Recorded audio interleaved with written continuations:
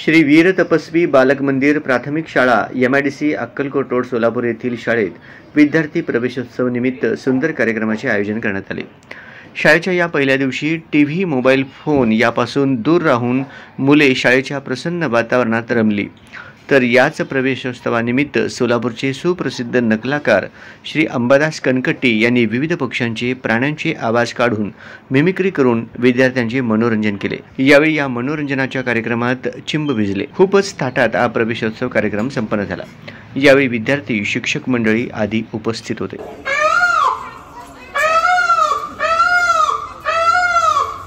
तुम्हाला सगळ्यांना वेलकम करतोय।